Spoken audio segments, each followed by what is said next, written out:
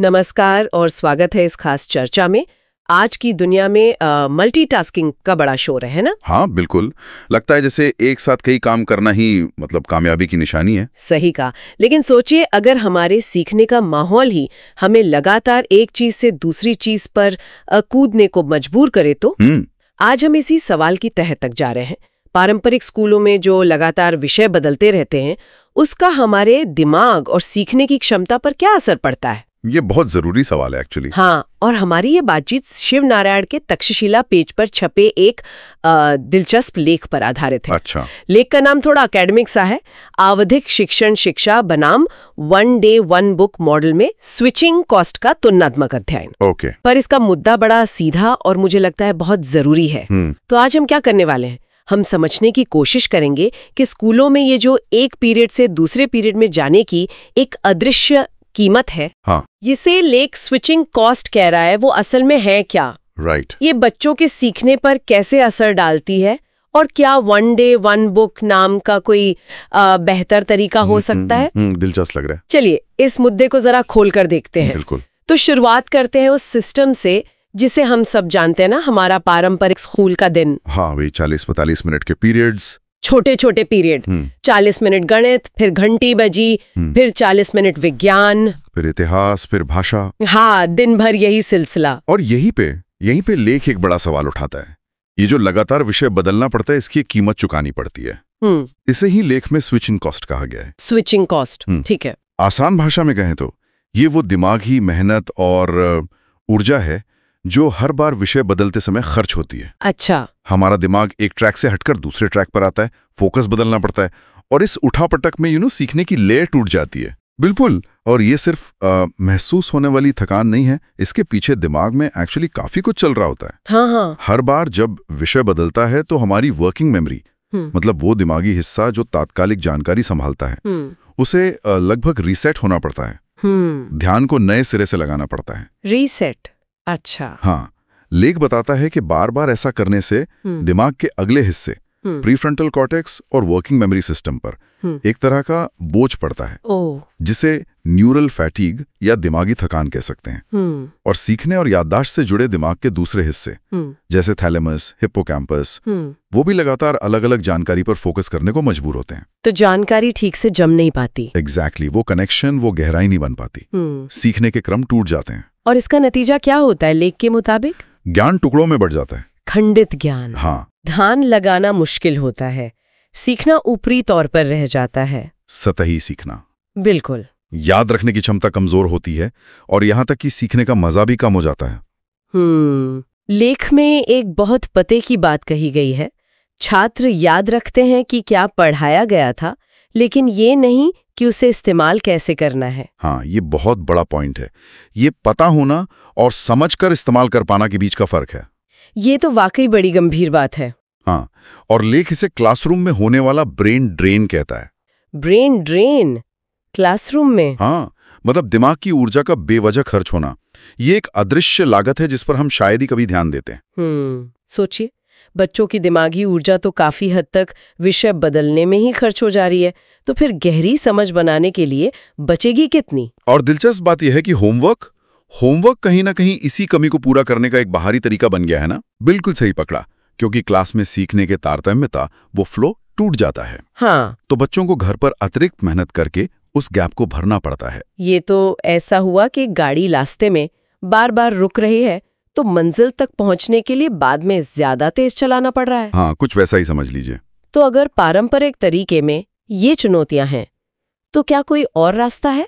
लेख यहीं पर एक विकल्प सामने रखता है, सिस्टम लर्नोग्राफी का one day one book model. One day one book, नाम से तो सीधा लग रहा है। नाम थोड़ा नया लग सकता है, पर आइडिया बहुत सीधा है। क्या है ये मॉडल? जैसा नाम से ही जाहिर है, एक दिन एक किताब, यानी पूरे दिन स्कूल में सिर्फ एक ही विषय पर गहरा फोकस। पूरे दिन सिर्फ एक विषय? हाँ, छात्र एक ही किताब या विषय के साथ पूरा दिन बिताते हैं, पढ़ना, लिखना, अभ्यास करना, उससे जुड़ी समस्याएं हल करना। अच्छा। तब तक जब तक उस विषय पर पकड़ न बन जाए। मतलब मल्टीटास्किंग की जगह डीप सिंगल टास्किंग। हाँ बिल्कुल।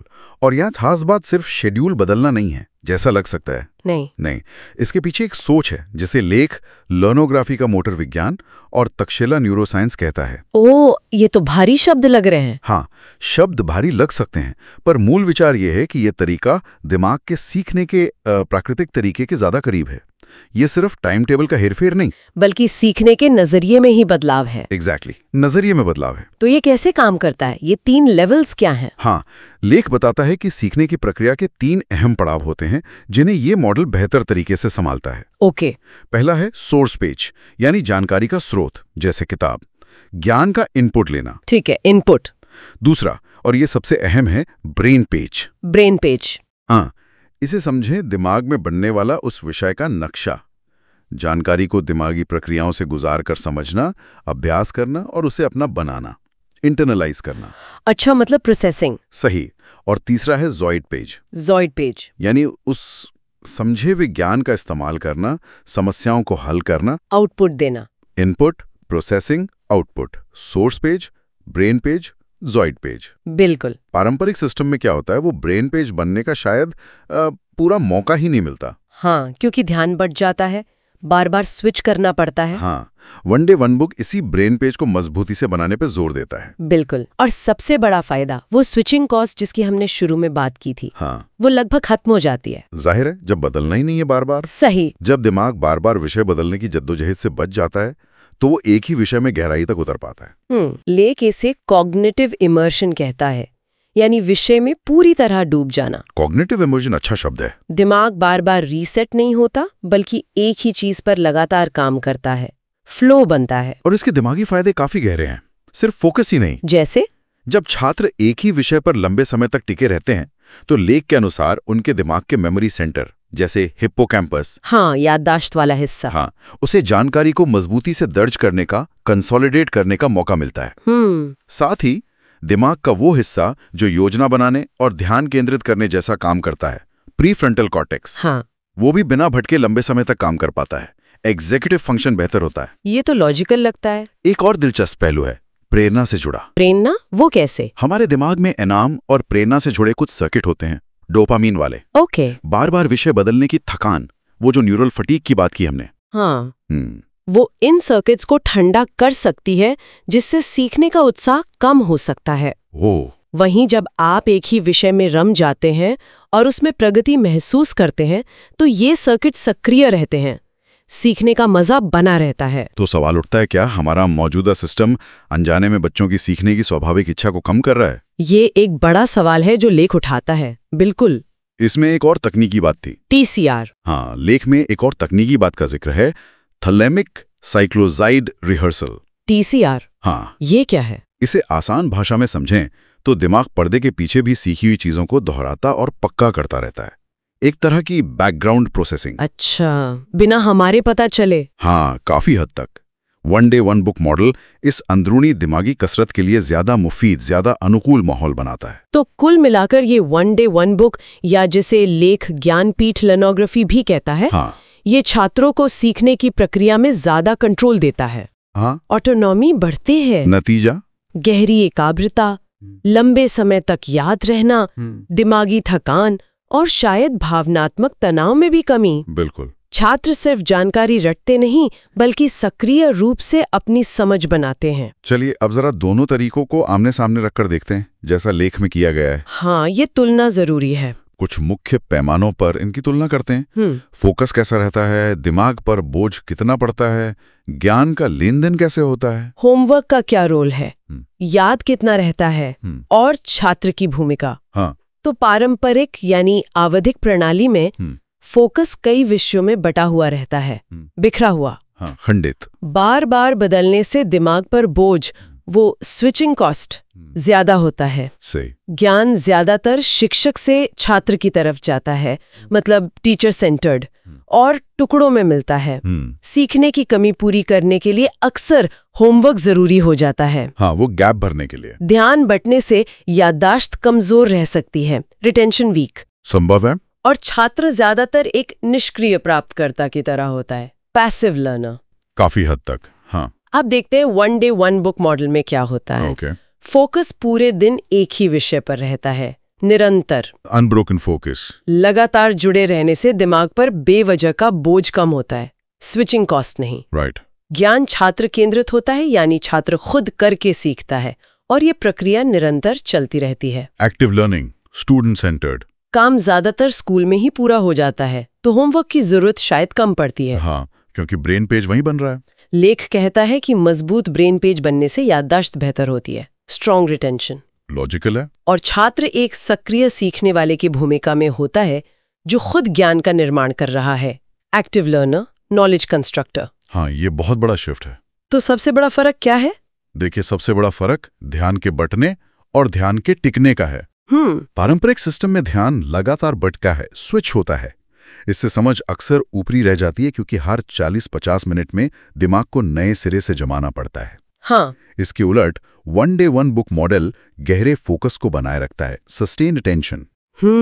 ये छात्रों को किसी विषय का एक मुकम्मल ब्रेन पेज यानी दिमागी नक्शा बनाने और उस ज्ञान को इस्तेमाल करने के लिए मजबूत रास्ते, न्यूरल पाथवेज बनाने का मौका देता है। और प्रेरणा वाली बात भी थी। बिल्कुल।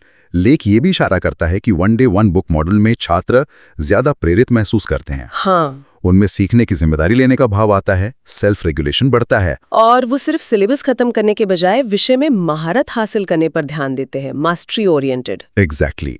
ये सिर्फ बाहर से जानकारी लेने से हटकर अंदर से समझ बनाने की तरफ एक बड़ा कदम है। वो मोटर संचालित ब्रेन पेज वाली बात। हाँ, लेख ऐसे मोटर संचालित ब्रेन पेज विकास कहता है। मतलब छात्र अपने हाथ, आंख और दिमाग का इस्तेमाल करके सक्रिय रूप से अपनी समझ गढ़ते हैं।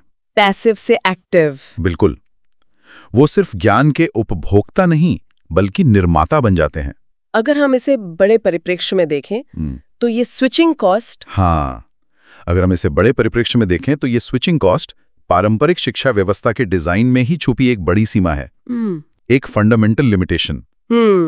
ये एक तरह का अदृश्य टैक्स है जो सीखने की गुणवत्ता पर लगता है। अदृश्य टैक्स, ये सही कहा। ये सिर्फ समय की बर्बादी नहीं, ये सीखने की गहराई को ही कम कर देता है। और वो डीप वर्क वाली बात। हाँ, सोचिए, जब हमारा ध्यान बार बार टूटता है तो हम कभी उस डीप वर्क या गहरी तल्लीनता की स्थिति में पहुंच ही नहीं पाते। फ्लो स्टेट जिसे कहते हैं। हाँ, फ्लो स्टेट, जो किसी भी चीज को गहराई से समझने के लिए जरूरी है। लेख के अनुसार यही गहरी स्थिति ब्रेन पेज बनाने और किसी काम में, किसी विषय में माहिर होने के लिए चाहिए, कार्य विशिष्ट बुद्धिमत्ता के लिए। तो बार बार विषय बदलने का मतलब है कि छात्र उस गहराई तक गोता लगा ही नहीं पाते। अक्सर नहीं लगा पाते, सतह पर ही रह जाते हैं। और यहीं पर वन डे वन बुक जैसे मॉडल का महत्व समझ आता है। बिल्कुल।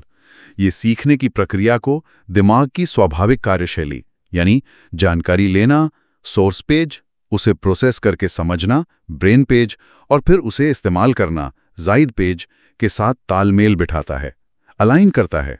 ये दिमाग के काम करने के तरीके का सम्मान करता है, न कि उसके खिलाफ जाता है। सही कहा। तो लेख का निष्कर्ष काफी साफ है। वन डे वन बुक सिर्फ रटने और ध्यान लगाने में ही मदद नहीं करता, बल्कि ये क्लासरूम को एक ब्रेन पेज वर्कस्पेस में बदल देता है। ब्रेन पेज वर्कस्पेस, ये एक नया विचार है। हाँ, ये ऐसी जगह बन जाती है जहां छात्र खुद सक्रिय होकर किताब से अपने दिमाग तक ज्ञान का पुल बनाते हैं और अपनी समझ विकसित करते हैं, इंटेलिजेंस डेवलप करते हैं। ये सीखने के माहौल की एक नई कल्पना है। बिल्कुल। तो इस पूरी बातचीत का निचोड़ क्या है? हमने देखा कि स्कूलों में जिस तरह हर घंटे विषय बदलता है, उसकी एक छुपी हुई कीमत है स्विचिंग कॉस्ट। हाँ, वो अदृश्य लागत।